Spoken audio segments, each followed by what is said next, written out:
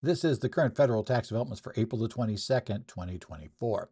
Current federal tax developments are brought to you by Kaplan Financial Education and by your state society of CPAs. I'm Ed Zollers, and we're going to take a look at what's been happening in the past couple of weeks in the area of taxes, largely because I was a little bit tied up with end of tax season work. So realize we've skipped a couple of weeks. That's pretty normal for the end of tax season. Wouldn't be surprised if it happens again right around the October 15th deadline as I swap over from tax season to continuing education mode. But we'll have some updates before then, obviously, and we'll be doing a lot more of this before we get to that potential issue. So this week we're going to take a look at the IRS this year again waived the penalties for not taking distributions from certain inherited IRAs, but what they're saying this year is this is going to be the last time. They expect the regulations to go final before we have to worry about 2025. So one more chance. We'll talk about what that chance is. We'll talk about what you might want to do about take advantage of that or not take advantage of this particular option and other issues. We also had the first major update from the Financial Crimes Enforcement Network of the beneficial ownership information reporting fact, frequently asked questions, since we had last January's update. So we had a number of new updates. We'll talk about what's in there. We will go through the questions this week, the questions and answers. For the most part, I'm not going to spend time on the questions and answers directed not at reporting, but at the issues of access. That's a whole different world, and we're not worried about that on this side. First thing is we can't do anything about it. You have to remind your clients that's not something we control. And if they want to go into that for their own reasons because they want to yell at a senator or something, that's fine. But it's not something we can control, and most of us are not in the position of being a party that is allowed to get access to that data. So I'm going to assume if you're in that group, you should be listening somewhere else. If you're in law enforcement, etc., about how this thing is going to work from your end. But let's move on to the IRS Notice 2024-35. This came out on April the 16th, the day after tax day, right? The IRS want to give us some good news to get started.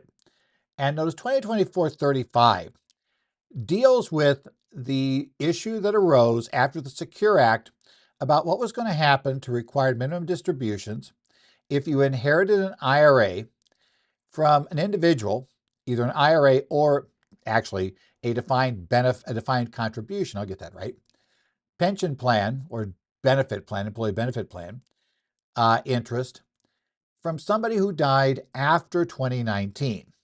As you may remember, under the Secure Act, we had a special set of rules that was going to push us back to now a 10-year rule if you were a standard designated beneficiary, while if you were an eligible designated beneficiary, a much smaller subclass, you could still elect lifetime distributions, but most people had to get everything out by the end of 10 years. Now, many advisors assumed when they read the bill and read write-ups about the bill that the law had taken out all the old rules. If you were covered by this, you were an eligible beneficiary, or a designated beneficiary, I should say, and you were just going to have 10 years, meaning that no matter how old, Harry was when he died, Harry's heirs could essentially take nothing beginning with the year after Harry died, and they continue doing that for 9 years and wait and take the entire balance of the IRA or retirement plan account in the 10th year after Harry had died. But the IRS issued proposed regulations in 2023 that indicated, or 22, I should say, that indicated that no. They said, look, the law didn't change the rule that says when you inherit a defined contribution style account, which would include an IRA, from a person who was in pay status, meaning they had already gone past their required beginning date, when they have to have taken required minimum distributions, generally was before Secure Act, would have been April 1st of the year after you turned age 70 and a half. As we know, that age is moving all over the place now. So we'll just say they haven't reached their required beginning date, whatever that date might be. At the time they died, that because they kept in the rule that said in such a case, distributions had to continue at least as rapidly, plus had the rule that at the end of the 10th year, everything had to come out, that you had to comply with both of those. That means that you needed to take a life expectancy distribution based on the designated beneficiary who inherited that particular account. You had to take it over their life expectancy. And again, you fix that life expectancy in the year following the year that Harry died. And then you would just subtract 1 from that each year through years 1 through 9 after Harry died. And then in year 10, you would have to get everything else out of there. Obviously, you can take more than required at any time you want, but you still had to meet the required distribution rules. Now, of course, that caused a lot of panic because, again, these proposed regs came out in the spring of 22. We had already gone past 2020 didn't matter because nobody had required distributions in 20. And it wouldn't have mattered anyway because somebody had to die in 20. And remember, in the year of death, we look back to the decedent's required distributions, and that has to come out regardless, and that rule never changed. So 2021 would have been the first year that we would have had required distributions under the proposed reg. But the proposed reg didn't come out until 22. After that distribution would theoretically have to have left the plan. Much panic ensued at that point because everybody went, oh, this is terrible. And a lot of people complained, comments came in on the regulations, and the IRS caught a lot of grief for this. So the IRS had previously announced that no penalties would be incurred, nor would a plan risk its qualification status if distributions had not been made in that 9-year period, during that 9-year period, for any basically account inherited by somebody where the original account owner had died after 2019, or the party that inherited the IRA or retirement account also died after 2019. You were the second or third or fourth, however many successor you were. And that was found in notices the IRS issued in 2022 and 2023, right? 2022, they waived it for the distributions in 21, which obviously was already there wasn't a good way to fix those at that point. And as well said, we're not going to charge it for 22. Okay, they did say that it would apply, and these rules would apply no earlier than 23. Go to 23, we again have issues. The Secure 2 bill passed at the end of 22, which complicated matters as well and changed required beginning dates again. So during 23, the IRS again announced that, okay, we're also not going to charge penalties, and we're not going to say a plan is risking its qualification by not making distributions, these sort of distributions in 23 for a individual that inherited the account from somebody that died after 2020 or 2019, I should say. So essentially, we kicked it back one more year. And now this time they said, again, the rules will apply no earlier than 2024. Now there's a lot of confusion about this, right? The problem is, I think too many people read summaries. Too many people read summaries, stories, news accounts, and don't actually read the IRS notice. In this case, it is incredibly important to read the notice. The penalty has been waived. You will not be penalized. No penalties will be imposed. Therefore, no distribution is required, right? It doesn't matter, right? Effectively, they may say, the IRS says, we believe the law requires these distributions, but we are going to waive the penalty because we understand all of the people who, read the law and concluded reasonably that it applied otherwise, and we'll get back to you about future years. And so they did that again in that year. Now the IRS has again done this in 24, but a bit differently. So the first key takeaway is there are no required minimum distributions. Now, again, not for everybody, right? Don't go saying nobody takes them because it's a very small group.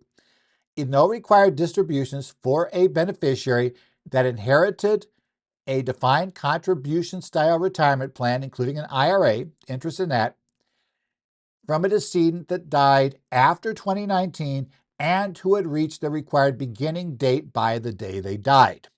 Got all that? Okay, that's fine for 24. However, right, the plan does not risk a qualification issue. I think that's important to understand. So if you're administering a plan for an employer and you have such people, now I'll admit, most plans I'm used to seeing that aren't small, closely held companies, they tend to try to avoid this. They kind of force money, force heirs to roll to IRAs and get out of this because they don't want to be normally paying money to individuals who essentially were never employed by the company.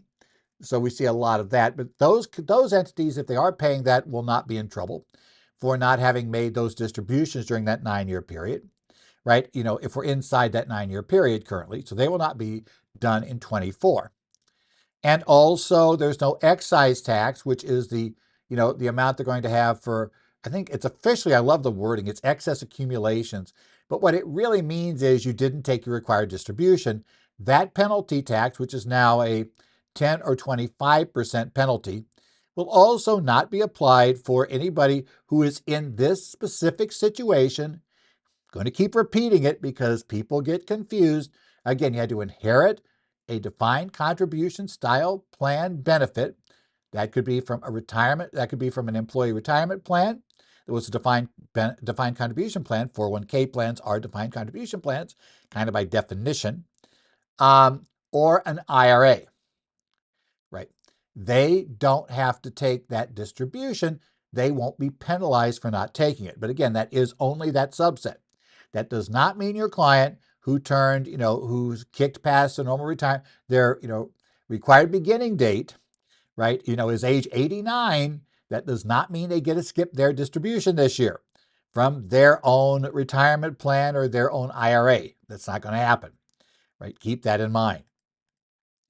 Now, there is one big difference, though, from those other notices that we have.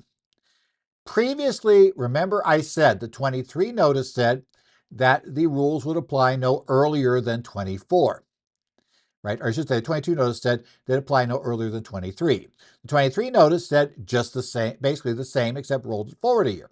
They said the rules would apply no earlier than 24.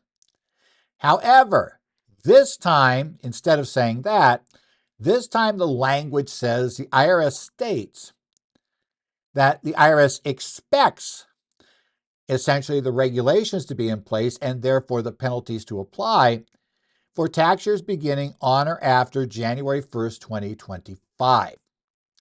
Now again, that doesn't mean for sure they'll apply in 25, but it means that it is highly likely. So I think you want to advise your clients, again, they're still not fully committed, right? They still could change their mind, right? This does not by itself say you must take the distribution 25. By the way, that's how a lot of people got in trouble too.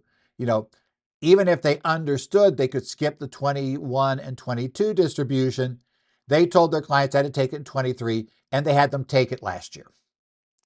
And they didn't have to take it, right? The IRS came out with their notice later, and everybody screamed, they changed their mind, they did this, why'd they do this, et cetera, et cetera. How can they? They didn't change their mind. They said they weren't telling you what was going to happen. They said no earlier than doesn't mean, right? Let's say that you're told that a building will be, your building they're going to build for you will be complete no earlier than December of 24. That doesn't mean it will be complete in December of 24. It means it won't be complete in November of 24, but it might be January of 25. It could be anywhere in the future. There's no commitment whatsoever there, except that we won't get it earlier than this date.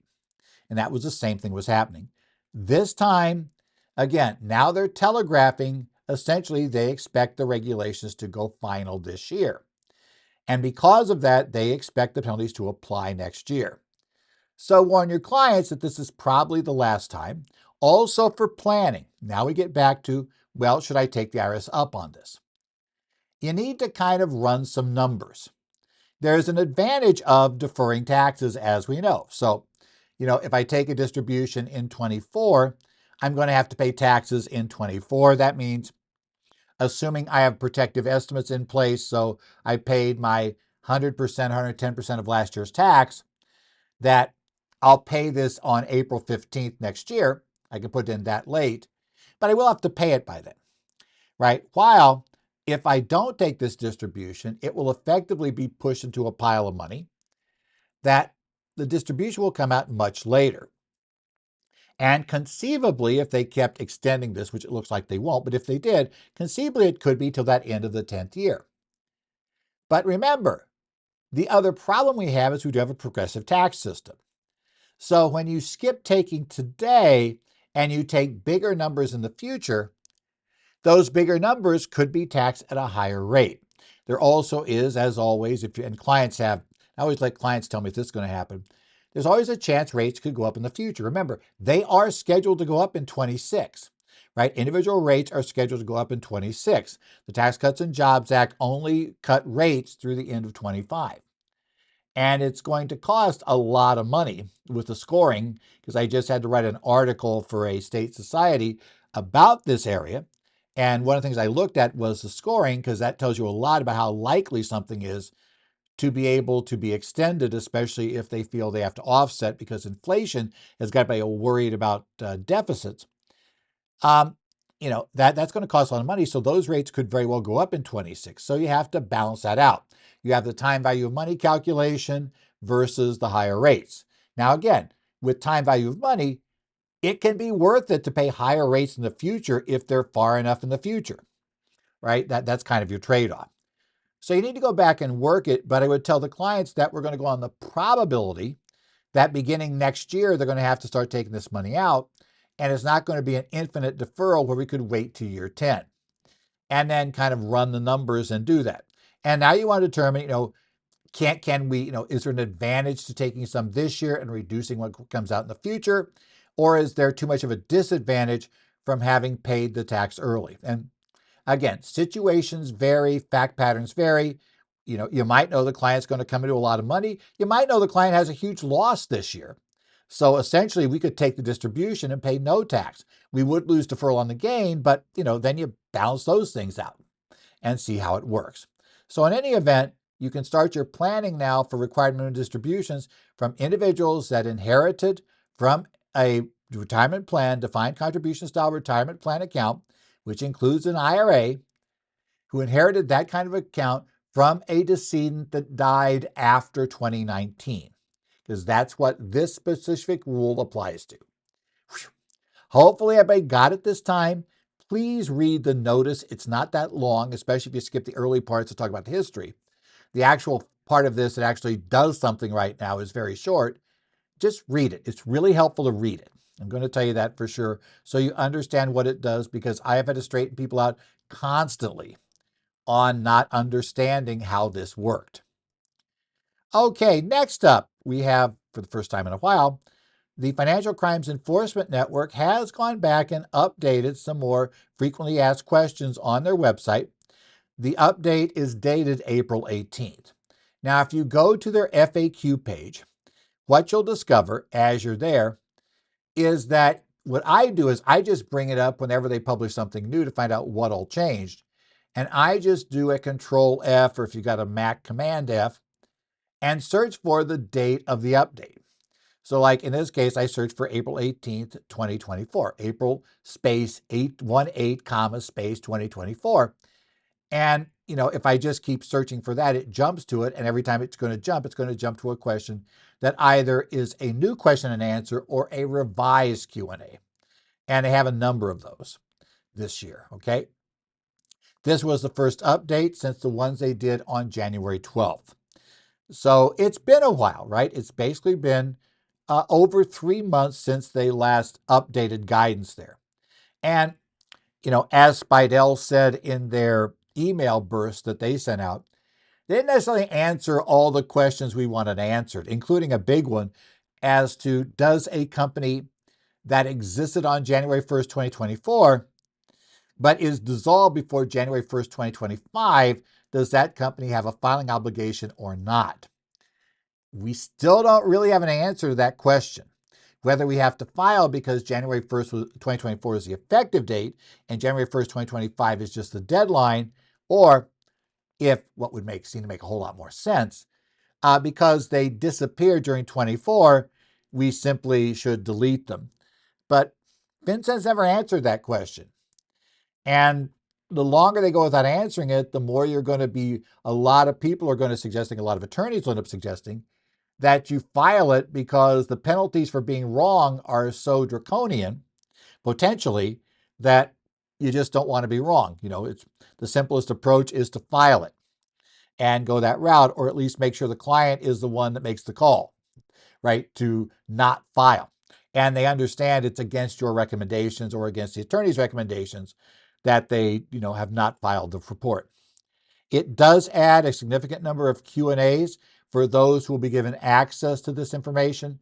While that's an important part of the law, it's not something I'm going to worry about, because my concern in this particular area, for those of us who are CPAs, or EAs, etc., those in tax practice, is more on the reporting side of the equation. Not so much law enforcement side, how they're going to use it, who gets to use it, how they have to control things, if you're in a financial institution, etc. If that's you, that's a whole different area, and you should seek your own specialized training there. They also, though, added or updated a number of Q&As for those who will be filing the reports. And they deal with a lot of areas, but some of the key ones are, they talk about homeowners associations. We'll talk about those. And yes, certain homeowner associations will have to file under this rule. And they talk about then, well, who are the beneficial owners? And, we'll talk a little bit about that. We'll also talk about the complications for interests held by trust. This basically goes back and just repeats what we've already been told, right? We already knew from the regulations, or from the rules, the final rules, about how you're supposed to look into a trust, but apparently a lot of people haven't looked there. So they've kind of got a summary now in the FAQs, but it really doesn't change anything. It just puts it out there. And then there are a few other random issues. Now, what I want to do for the rest of today's program is just point you to, and we do have them here in the slides, and therefore, if you download the slides, or download the PDFs of the slides, you'll get this information. We have the Q&As, other than the access Q&As, that are in the April 18th set of modifications to the FAQs. So let's start first with question C8. This one just kind of floored me that we had to answer this, but I guess we do. Do the beneficial ownership information reporting requirements apply to S corporations? Not surprisingly, since it applies to corporations, period, it applies to S corporations, right? Yes, it's a reporting company. The fact you're an S corporation doesn't take you out of this. This is because, unfortunately, a lot of tax practitioners don't understand the difference between a legal entity and a tax status. S corporation is a tax status. It's not a legal entity. Legally, that thing is either a corporation or a limited liability company or some other thing that's being treated like an LLC under the check the box rules. But the check the box rules have no impact on this. If there is if there's a corporation there, and I'm in Arizona, so we would find this out by looking at the Arizona Corporation Commission site. If there's a corporation there, you have to file, right? That's it. It's a covered entity unless you can qualify for an exception. If it's an LLC, similarly, which you also there are ways to check with the state to see if there's an LLC, if you know the name. Hopefully it's helpful you know the name. But if it was formed as an LLC, then it should. And since you have to pretty much be one of those two to be an S corporation, because that's the only way to be allowed to give that tax status, yeah, you're going to have to file otherwise. This is similar. I am somewhat surprised. I don't believe there's one in there, although now there's somebody in the FAQs who knows you lose track. But, the same is true for LLCs. I don't care, you're a disregarded entity. That's a tax status, not a legal status. Legally, that LLC you formed and treat as disregarded for tax purposes is an LLC. Single member LLCs are LLCs. I don't care, they're disregarded. They're LLCs, and because of that, they come under this rule by default unless you can qualify for one of the exceptions, the 26 exceptions. Okay? Legal entities, what we're worried about here, I don't care. Ignore tax elections. Tax elections are irrelevant. Okay? I am a little concerned they felt this question had to be added. I suspect that is because they keep getting this question. Yeah, does not matter. Irrelevant. Tax status is irrelevant. We are looking at legal status. Right? What is the legal status of the entity, not what the tax status is. This is not a Title 26 United States Code issue. Therefore, Title 26 rules for the Internal Revenue Code don't apply. Okay, unless they bring them in the regs, which they do for couple of the exceptions. They will reference Title 26 issues, but that's because they cross-reference them. But this is not, generally they don't apply. If a domestic corporation or LLC is not created by filing a document with the Secretary of State or similar office, is it a reporting company? And this time they kind of indicate, okay, we probably overstepped slightly in our reg. Because in the law, if they don't need to file and as I said, this is a very rare case. In the very rare case, in some states, some jurisdictions, you might be able to form a corporation or an LLC without filing a document with the state. Secretary of State or similar office. For those of you in Arizona, similar office here is the Corporation Commission. If you don't file by filing with those, then you don't have a reporting obligation because the law is looking at whether you file with those entities. The regulations say that an LLC counts, period, and then find at the bottom, or and I think it believes says any other entity that is created by filing a document with the Secretary of State or similar office. And yeah, that's why the law really just looks at those that file with a state agency.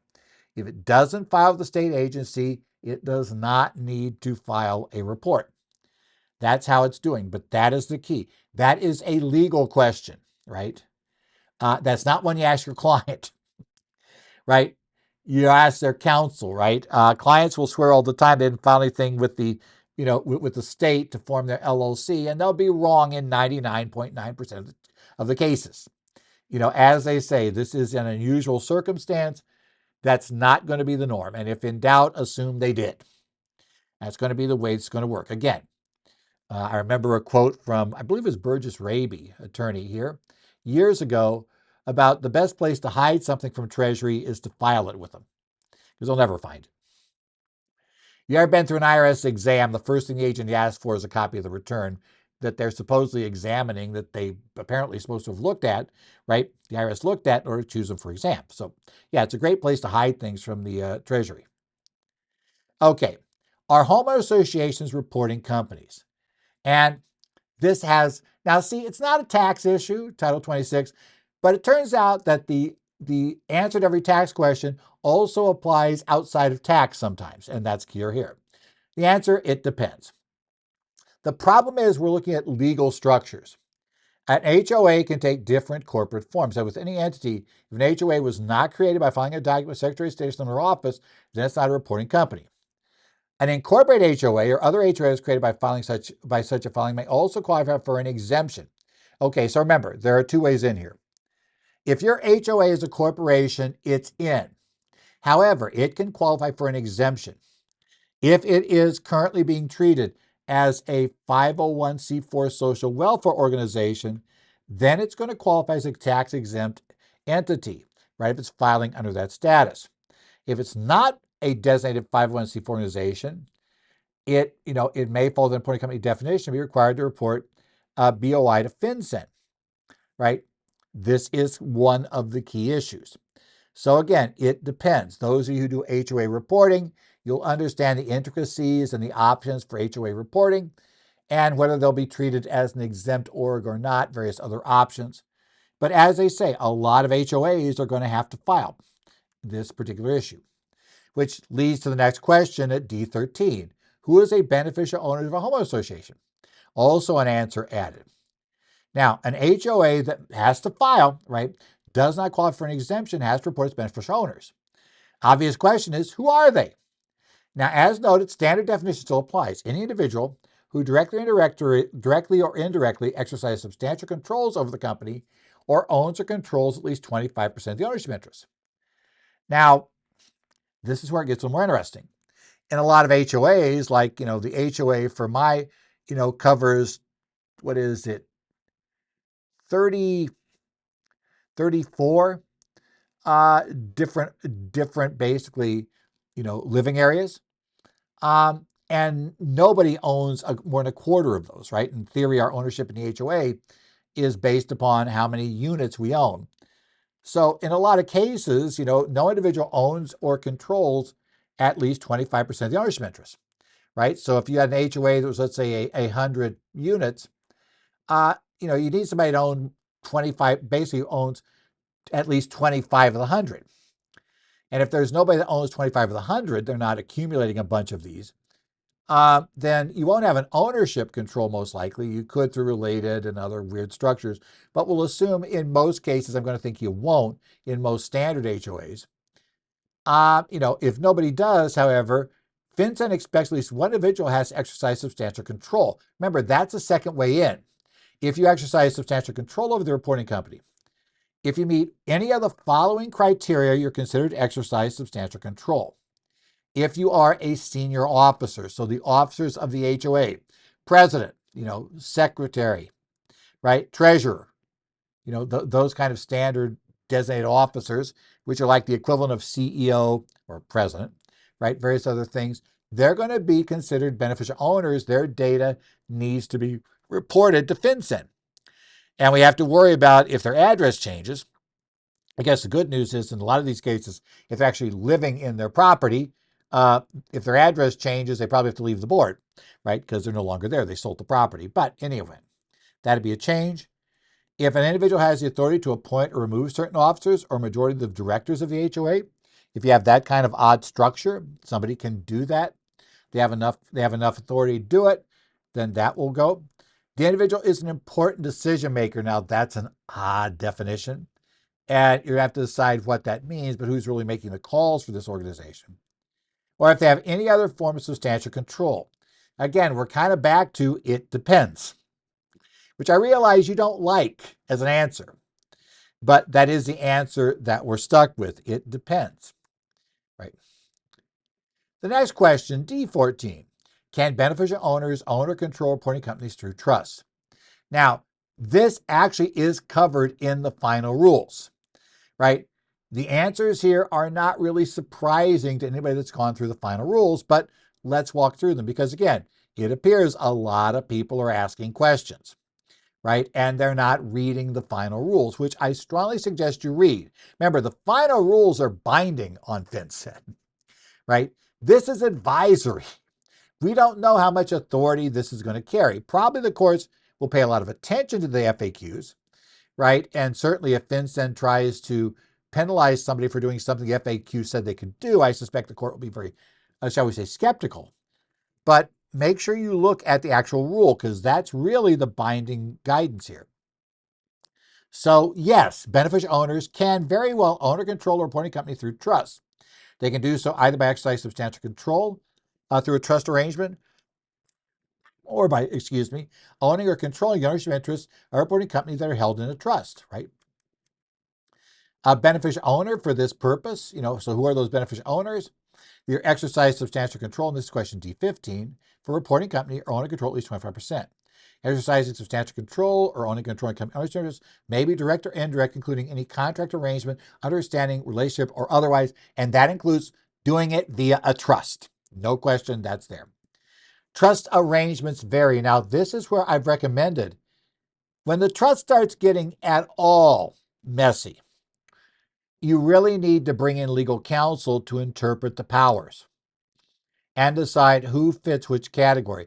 It is very easy to get a very complicated situation with a trust where it's going to be interesting making a call as to are there beneficial owners when we look through into this trust. Particular facts and circumstances determine whether specific trustees, beneficiaries, grantors, settlers, and other individuals with a role in a particular trust are beneficial owners or reporting company whose ownership interests are held through that trust. And we continue. For instance, the trustee of a trust, a beneficial owner reporting company, either by exercising substantial control of the reporting company or by owning or controlling at least 25% of the ownership interest of the company through a trust or similar arrangement. And it also could go down to certain beneficiaries, grantors, or settlers may also own or control ownership interests in a reporting company through a trust. Now, straight from the regulations, they say the following conditions indicate that an individual owns or controls ownership interests in a reporting company through a trust. They're a trustee or any individual has the authority to dispose of trust assets. If the trustee could dispose of trust assets, which generally they can, that's going to automatically make them, a potential, beneficial owner if the trust has more than 25% of the interest in the company, right? That would do it, right? A beneficiary who is the sole permissible recipient of income and principal from the trust or has the right to demand distribution or withdrawal substantially all assets from the trust. So, for instance, the first part of that clause, think about a qualified subchapter S beneficiary, a Q-sub. If you have a trust that makes a Q-sub election, that beneficiary is the sole permissible recipient of income or principal from that trust if that's the only asset in the trust. So because they have that sole authority, because they have the sole permissible recipient, they're going to be deemed to own the shares of the S corporation that the trust owns. And if that's more than 25%, they would be a beneficial owner. The right to demand distribution or withdraw substantial assets from the trust, that's going to bring in most, let's say, self-settled trusts where they're still the beneficiary, or even some trusts where, they give the beneficiary the right to make that demand. So they inherited the property, but they could demand assets. Now, normally that's not there because that kind of really causes issues with liability protection, but still, that's going to be there. Or the grantor or settler has the right to revoke the trust or otherwise withdraw the assets of the trust. That category is going to cover almost every, standard revocable living trust. They're going to be covered by that rule. Okay. Now, this is not an exhaustive list of conditions where you could be a beneficial owner. Facts are saying vary. There may be other arrangements under which individuals associated with the trust may be beneficial owners of the trust that holds interest. That's why I'm suggesting seek legal counsel. You need to understand all the powers, and somebody needs to think through, are these sufficient to grant them substantial control or effective ownership of whatever interest the trust owns? And then you got to kind of combine that with interest they might directly control, because that's also part of that whole beneficial ownership issue. How does a reporting company's question D16 report a corporate trustee's beneficial owner? Now, this is a question that is not really covered in the regs. And I've had this question a lot. They say, well, look, the trustee of this trust is, First National Bank of, Topeka. Now, there is a First National Bank of Topeka, but let's assume there is. Well, how in the world do we report that? They're the corporate trustee, but this trust controls 60% of the stock. So how are we going to report this thing? So, like they say, for these purposes, a corporate trustee means a legal entity or an individual exercising the power of a trustee in a trust arrangement. So that could also include an LLC, etc., any sort of legal entity, right? It's not an individual, right? If the reporting company's ownership interests are owned or controlled through a trust or through a trust arrangement with the corporate trustee, the reporting company should determine whether any of the corporate trustees, individual beneficial owners, own or control at least 25% of the ownership interest of the reporting company through their ownership interest in the corporate trustee. Now, why that's important is because of this indirect. Let's say the First National Bank of Topeka is all owned by one person. So they have 100% of the interest in the bank or in the trust company, whatever. 100% of it. Well, that means that, in essence, now they own enough of that they could be attributed more than 25% of the stock of any trust that the First National Bank of Topeka is basically the trustee of, right? Because the example here, if let's say an individual owns 60% of the corporate trustee of the trust, so they have a 60% of the First National Bank of Topeka, right? And that trust holds 50% of the reporting company's ownership interest. So, the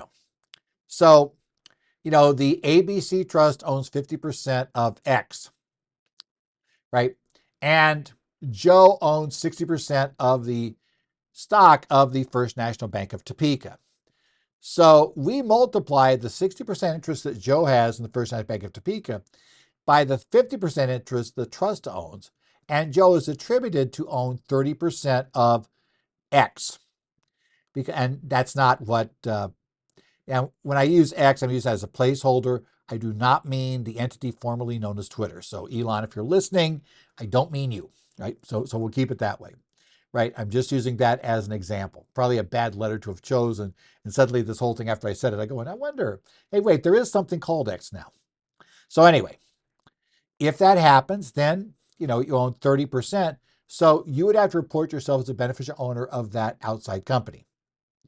Let's say that X changed its name to Y so that Elon's company could call itself X. So you're deemed to own 30% of Y.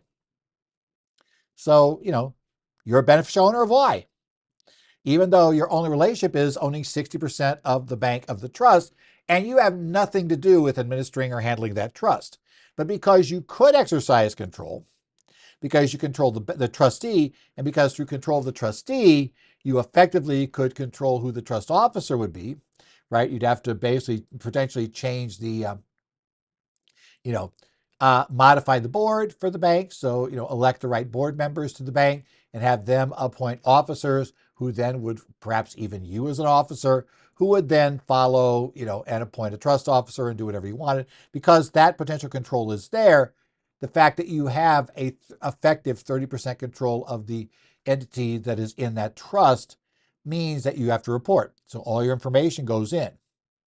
By contrast, if the same trust only holds 30% of the reporting company ownership interest, so only 30% of Y stock is held by the First National Bank of Topeka, then we multiply 30 by 60, and that's 18%. Now Joe does not have a 25% indirect ownership interest in basically in Y. Because of that, Joe will not be a beneficial owner of Y unless Joe separately exercises substantial control over Y. That'll be the backdoor way you could do it. The reporting company may, but is not required to report the name of the corporate trustee in lieu of information about individual beneficial owner only if all the following three conditions are met. So Joe can keep his information out of there if the corporate trustee is an entity that is itself exempt from the reporting requirements.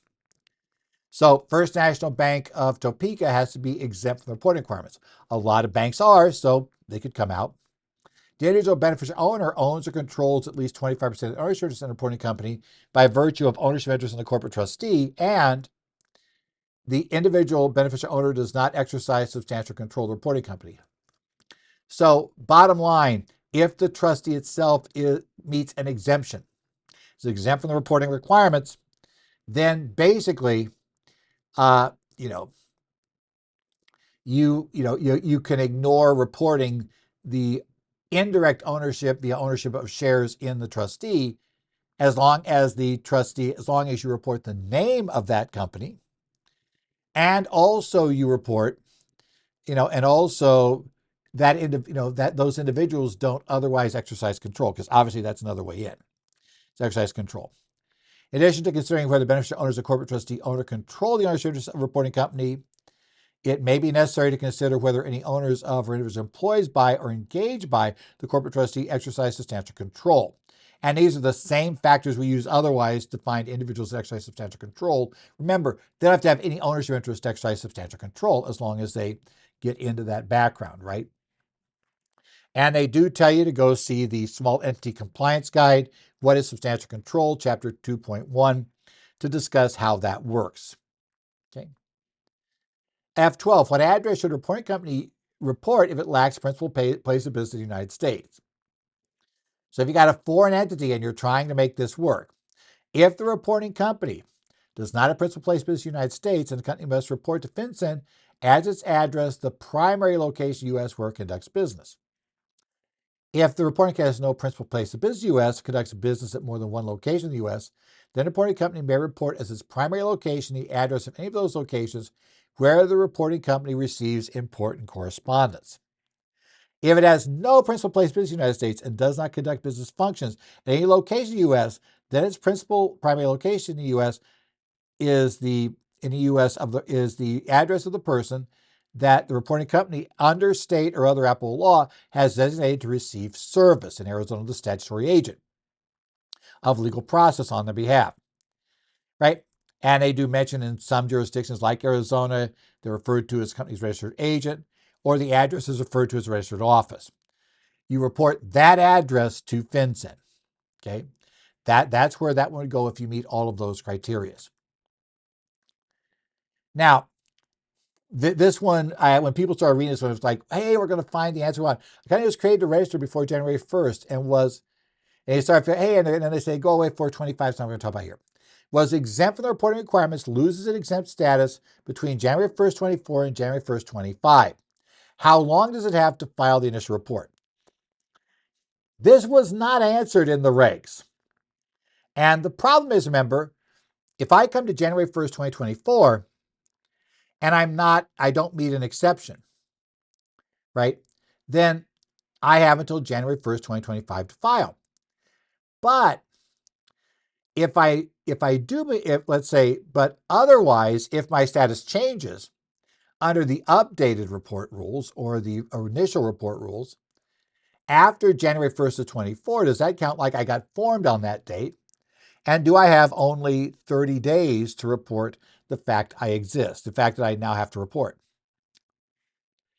And this is what they said. A company loses exempt status must file the report with FinCEN within 30 calendar days after the date it no longer meets the criteria for an exemption. A reporting company created a register to do business before January 1st, 2024, however, has until January 1st, 2025 to file its initial report. Therein our problem. What do we do when we were exempt on January 1st, 24, but we lose that exemption before January 1st of 25? FinCEN has determined that if you were exempt and you existed before 24 and you lose that exemption in 24, you can file by the later of the remaining days left in the 1-year filing period, which means January 1st, 2025, or 30 days after you lost your exempt status. So, for example, if you have a company an existing reporting company ceases to be exempt on February 1st of 24, it can wait till January 1st of 25 to file its initial report. If the company ceases to be exempt on December 15th, 24, then it will have until January 14th of 25. It won't have to file on January 1st. They'll give you that few extra days to make that filing in that fact pattern. I don't expect, there are going to be companies that have this happen. But, if you do, these are how the rules work. What penalties do you face for violating requirements? This is just an updated question because they put in, as we've told you in an earlier broadcast, this penalty is inflation adjusted. And it was inflation adjusted going back to when it was first enacted, which was at the very end of 2000. So the number is not 500 per day, it's 591 per day. That's really the only change they have in the penalties question is they talk about the inflation adjustment numbers. Okay. If the size reporting company fluctuates above and below one of the thresholds for the large reporting company, does it need to file a BOI report? We kind of knew the answer to this was yes, and yeah, the answer is. You need to file, you don't otherwise meet. If you lose an exemption, you got to file. If it has never filed before because it was exempt on January 1st of 24, it would file as a newly exempt entity. Knowing it's now exempt. If at a later date you no longer meet the criteria, so let's say you started out, you weren't exempt. So you file by January 1st, 25. Now you qualify for the exemption later. Now you file within 30 days of becoming aware you now qualify for an exemption. You file and say, we no longer have to report. If you then later lose that status again, so you're now no longer exempt, then you're going to have 30 days to update them and say, hey, we need to come back in now. So again, there is that weird, if you hit January 1st, 24 and you were exempt, then if you become non-exempt, that's an initial report. But if you file your initial report, because let's say you weren't exempt on January 1st of 2024, so you file that by January 1st, 25, and then in 2026 you become exempt, or you lose the exemption, right? Then in 26, you have to file initial, right? So it's a little bit weird how that goes on, but that's kind of the structure we knew we had for quite a while. And they remind you, you've got to have 20 full-time employees in the United States, must file for income tax or information return in the previous year, demonstrating more than 5 million gross receipts or sales, and have to have an operating presence and office in the U.S. to meet the large company exception. what's going to happen is you're either going to have employees drop below the 20 employee category, or you're going to have the revenue drop below the 5 million. So you're going to come in and out of exempt status, which is, one of our key problems that we have going forward, right? So yeah, it is one of those things.